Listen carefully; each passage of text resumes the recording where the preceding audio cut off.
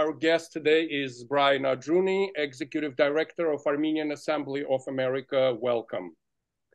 On March 27 and 28, there is going to be an important event organized by Armenian Assembly of America, Advocacy Summit in Washington. Obviously, we live in a very turbulent times. And if you can tell us in a few words, what is the purpose and the goal of this important gathering? Sure, and thanks so much for having me.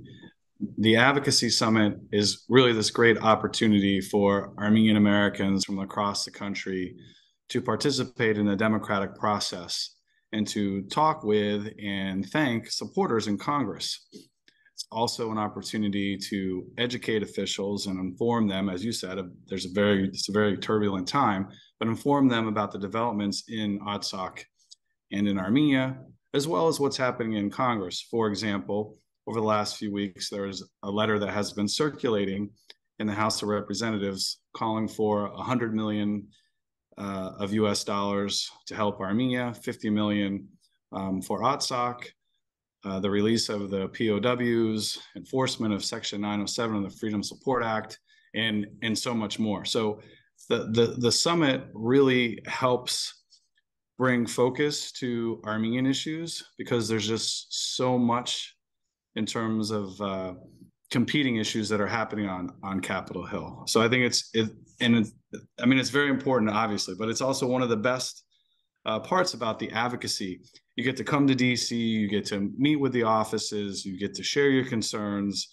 They hear directly from, Armenian Americans from across the country how important this issue is, and how the United States has this great opportunity to help ensure the safety and security of the Armenian people, both in Artsakh and in Armenia. Direct engagement is an opportunity not to be missed, to have an opportunity to directly speak to representatives, explain the issues, clearly is extremely important. I just want to elaborate a little bit more about your opinion as to what's going on in Armenia and Artsakh in a larger sense. As we know, we just passed a rather grim milestone of 100 days of blockade in Artsakh. The Lachin corridor, which is the only road connecting Artsakh to outside world, is still blocked with no end in sight. And I have two questions regarding this situation. The first one, can United States play a definitive role in helping to open a Lachin corridor, especially considering that it is under the control of Russian peacekeeping forces? And my second question is, in a broader sense, can United States and Western democracies broker a viable, acceptable, and lasting issue of a solution to Artsakh issue? Both good questions, and I think taking the first one, it's certainly, I think anyone you talk to across the country is just so frustrated with what's happening in terms of that blockade. And as you said, here we are, 100 plus days, and it still continues. So what can the United States do? Certainly, we have seen many statements from the administration and from Congress calling for the immediate opening of the blockade. And that's important, of course. But what we all want to see is those words translate into action so that it actually happens. And so, again, this is why this advocacy summit is so important. One of the things we're focused on, and a very important priority, is legislation that was recently introduced, HRES 108, which condemns the blockade and calls for assistance to help the Armenian people. So that we're going to continue to make that push, and we're going to make that push in a big way next week in terms of the blockade. In terms of the peace process, as you know, there was an international format to mediate a peaceful solution to the conflict. And that's something that's very important. We think it's incumbent upon the United States and for the international community, as you indicated, to do more to find a peaceful resolution and a just resolution to this conflict, and not reward Azerbaijan for its continued hostile and military aggression against the Armenian people. Armenia is a member of Collective Security Treaty Organization. Russia is also a member of this organization, and several post-Soviet republics, mainly Central Asian republics, are also a member of this organization. But in recent months, Armenia refused to allow this organization to conduct military exercises on our soil. Armenia also refused the rotating leadership position. Armenia demanded that the organization condemns Azerbaijan as an aggressor. And just in a broader sense, the recent public statements and diplomatic activities are indicating that Armenia is at least trying to, maybe pivot is a very strong word, but move closer to the West and the United States and away from Russia. My questions are as follows. First, in your opinion, is that the case? And if so, do you think that is a right decision, albeit a risky decision? And my second question is, can America and the West really be a reliable partner in securing Armenia's security, ensuring Armenia's security? Right. Again, all really good questions. I mean, look, there's no doubt that Armenia is definitely in a challenging position, right? It's a landlocked country. It's blockaded on two sides, east and west. It's forced to go north and south. And so Armenia has to make choices that other countries don't have to, right? But in terms of Armenia and pivoting to the West or relations to the West, I mean, if you look back historically, the bonds and ties between the Armenian people in Armenia and the United States, goes back all the way to the time of the Armenian genocide, when the U.S., provided humanitarian relief and support to help the Armenian people, and that outpouring of support that came from the American people. And so we're at one of those pivotal points again today, where the United States can really help make a difference for the Armenian people, for their security and their safety. And again, that's one of the messages that we continue to bring to members of Congress and across the country, is now is the time to do everything that we can to help the Armenian people. Just a follow-up question.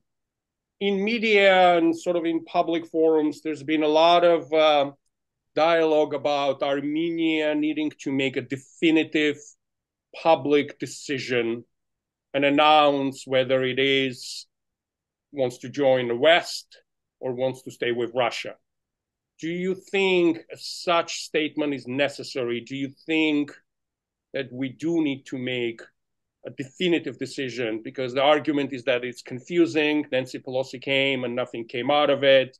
US doesn't know if we are with Russia or not, especially in light of Ukrainian war. Where do you think Armenia stands, and what is the correct course of action in terms of this topic? Yeah. Look, there's no easy answer to all of these issues, right?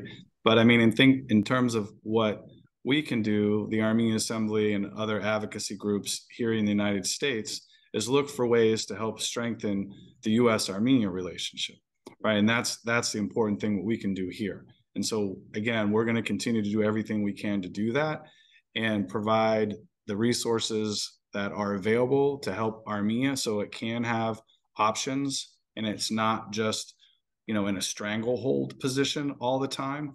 So that's really important, I think, for Armenia to have the various options that other countries do.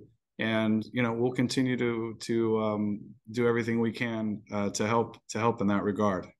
Just one more quick follow-up question. Sure. There's been a lot of, or several meetings between Secretary of State Antony Blinken and Armenian and Azerbaijani sides.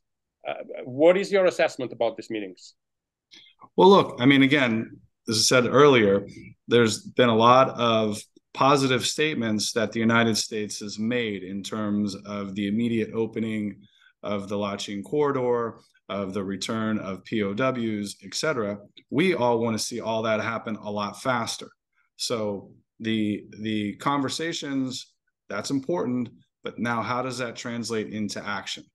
So that's what we want to see. We want to see that next step now, the action, where the Lachin corridor is open, where the POWs are returned, et cetera, et cetera. it is no secret that Armenia and Russia historically have been intertwined by history and culture and alliances. Um, does that hurt Armenia-US relations? And in general, how does Armenia's relationship with Russia affect US-Armenian relations? A couple things there. First, if you look at the map, right, Armenia is a landlocked country, blockaded on two sides, and forced to go north and south. So, in a lot of respects, Armenia doesn't have too many choices.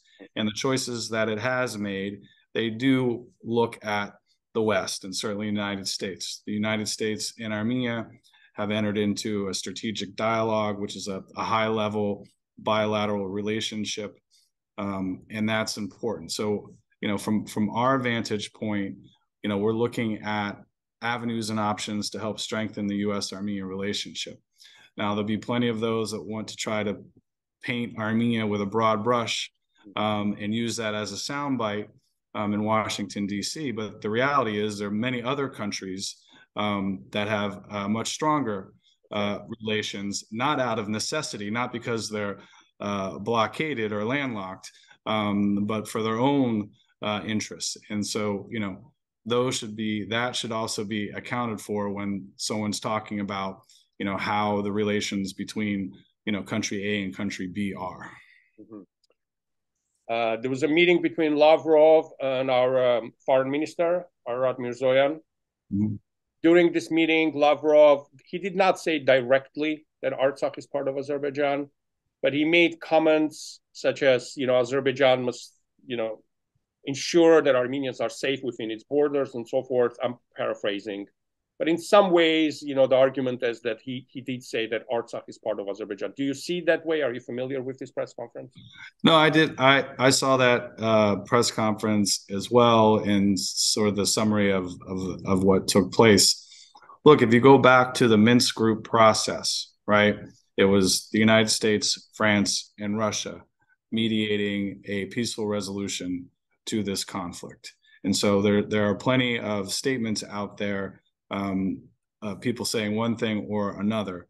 At the end of the day, again, from our perspective, we think it's very important that the peace process, whether it's through the Minsk Group or otherwise, continues, and that we have this opportunity for making sure that Artsakh is part of that whole conversation. Armenians' political stand as of today is that Artsakh needs to negotiate directly with Baku. This leaves kind of a strange diplomatic limbo, especially for organizations such as yours. Does Artsakh speaks for itself to United States government? Who does Artsakh negotiate with, and who negotiates with Artsakh directly? Another very good question. I think in terms of the whole peace process, in the early days, it was representatives from Artsakh, Armenia, and Azerbaijan that were involved in the negotiations. And so, in that perspective, I think it is important that Artsakh is involved in the negotiations, because at the end of the day, the people of Artsakh are the ones that are going to have to live with what the final outcome is. Armenian Assembly's work is always obviously been extremely important, but Armenia and Artsakh is arguably in an existential crisis, an existential threat. I'm sure you would agree with me that we have never faced a threat of this magnitude. And therefore, the work you're doing is multiple more important in its magnitude. If you can give us, and this question is directed more towards our community here in United States and Eastern United States. What are the most urgent agendas today for your organization? What are you working on that is extremely important for our community to know? Sure, and thanks for that question too. And I think it's there's so many different issues, and I'll just give this story. Years ago, a friend of mine who was getting married I was in his wedding party, and there was the wedding, what do you call that? Before the wedding, the rehearsal dinner, and I'm in the rehearsal dinner. But I'm not at the rehearsal dinner. I'm at my desk, and I get the call, and it's like 9 o'clock. He's like, "Where are you?" And I'm like, "He called me on my office number. I'm at my desk." And he's like, "What, is Armenia on fire?" And I said, "Well, funny you should ask, because at that particular moment in time is when the Azeris were using flamethrowers and basically torching agricultural fields, to really ruin the harvest for folks in Artsakh." So, fast forward today, like you said, the threats are ever more real on a daily basis, and certainly what we're focused on is immediately is the Lachin corridor and the blockade and getting that lifted. I mean, that's has to happen. But then there's all the other issues that are around Armenia and Artsakh, the survival and security of the Armenian people, and that takes place in many different ways, from the policies that the U.S. makes, and obviously other countries, but obviously since we're here in the U.S., focusing on the aid package. Every year on an annual basis, Congress appropriates aid to pretty much every issue under the sun. But certainly in respect to Armenia and Artsakh, there's that opportunity to increase the assistance. So that's something that we're really focused on. The release of the POWs in language to make sure that there's some leverage that can be had. The enforcement of Section 907 of the Freedom Support Act, right, which restricts assistance to Azerbaijan while they can, while they're taking hostile actions against Armenia. And nothing could, I mean, if you need the demonstration of what they're doing, right, and on a daily basis, there's the reports. Someone else is killed. There's exactly. The violations. It's a daily onslaught, and so 907 should be enforced. And so that's another thing that we're working on, and the list goes on. But those are some of the really key focus areas right now that we're working on. And my final question is actually somewhat personal, if you don't mind. As someone who wakes up in the morning, is fully involved in this topic, in this difficult time, we can say that there is some level of hopelessness in a community in Armenia and in diaspora, apathy to some level. After all, we are going through extremely difficult time, and we are in the thick of it. There is no light in the end of this tunnel yet. Are you optimistic?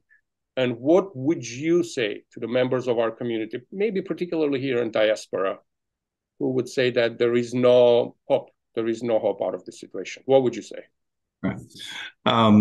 Well, I'm an optimist, I think, by nature. I'm also a realist too. I understand the frustrations and how some could feel that way. But look, at the end of the day, the Armenian people have survived through centuries, and here for us, it's incumbent now in the United States for us to do what we can to help the Armenian people, right? I mentioned the example of the relief after the Armenian genocide, and the outpouring of support. So we need to continue to build. We can't give up. We can't give up hope. We didn't give up, years and years and years in terms of U.S. affirmation of the Armenian genocide. Some said, hey, focus on other issues, and I said, hey, we're focused on all the issues, including this one.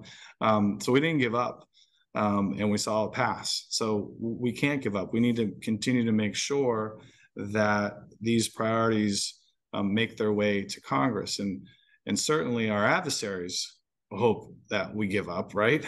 They would like nothing more than that. So that's why I think we really need to redouble our efforts and make sure, because again, if we're not talking to members of Congress, thanking them for their support, educating them about the issues, meeting with them, whether in Washington, D.C. or back in the districts, and letting them know how much we care about these issues and how the U.S. can actually help, then who is going to be talking about these issues, right? And so if we're not talking about them, well, worst case is, you know, someone else is talking about them. No one's talking about them. So I think that's what the adversaries want. They want to wear everybody down, and we just can't let that happen. We just can't. So Yeah, we just yeah we yeah got to keep going. Exactly. And yeah. my final question: what can Armenian community here, particularly New York, New Jersey, metropolitan area, do to help you? Look, when there, and again, one of the great things about the community is whether it's certainly where you're focused, New York and New Jersey, and even I guess Pennsylvania too. But we have these great, vibrant uh, pockets of the community all throughout the country. But certainly for New York and New Jersey, look, it's a new Congress, right? Republicans took back the House. There are several Republicans that won in the New York area.